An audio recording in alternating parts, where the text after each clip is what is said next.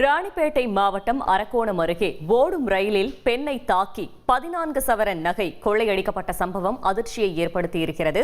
கூடுதல் தகவலை செய்தியாளர் மோசஸ் வழங்க கேட்கலாம். மோசஸ், வணக்கம். இந்த கொள்ளை சம்பவம் தொடர்பான முழு தகவலை சொல்லுங்க.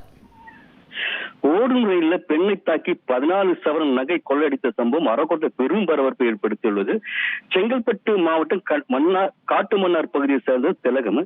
இவருடைய தகப்பனார் அரக்கோணத்தில் வசித்து வருகிறார். இந்நிலையில் இன்று செங்கல்பட்டு ரயில் நிலையத்திலிருந்து புறநகர் மின்சாரம் ரயில் மூலம் அரக்கோணத்திற்கு தனியாக வருகிறாரு. இது ஞாயிற்றுக்கிழமை என்பதனால ட்ரெயின்ல யாரும் இல்லாத ஒரு சூழ்நிலையில அரக்கோணத்தை அடுத்து உள்ள தக்கோலம் ரயில் நிலையத்தில் இருந்து ரயில் புறப்பட்ட சிறிது தூரத்துல தக்கோலம் மேல்பாக்கம் ரயில் இடையில சிக்னலுக்காக ரயில் நிற்குது.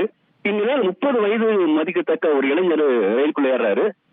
தனியா இருக்கிற திலகத்தை பார்த்து கத்தியை காட்டி கழுத்தில் இருக்கிற தங்க செயினை கை தரமாறு கேட்டிருக்கிறார். அது மறுக்கவே அவர் சத்தம் போட்டு முயற்சிக்கும் போது கையால அவர் முகத்தை தாக்கியுள்ளாரு. இந்நிலையில வாய்ந்த ரத்தம் வர இதை பயன்படுத்தி அந்த நபர் அந்த 14 சவரன் தங்க நகை பறித்துக் கொண்டு ரயிலிருந்து குதித்து தப்பி ஓடியுள்ளார்.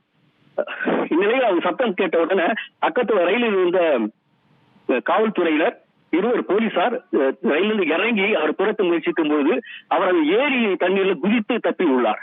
மீண்டும் அவர்கள் ரயிலில் வந்து அரக்கோணம் ரயில் நிலையத்தில் 7ஆம் நடைமேல வந்து நின்றவுடனே பாதிக்கப்பட்ட பெண்ணை அழைத்து அரக்கோணம் அரசு மருத்துவமனைக்கு கொண்டு சென்றனர். 14 சவரன் நகையை கொள்ளையடித்துள்ள சம்பவம் அரக்கோணத்தில் பெரும் பரபரப்பை ஏற்படுத்தியுள்ளது.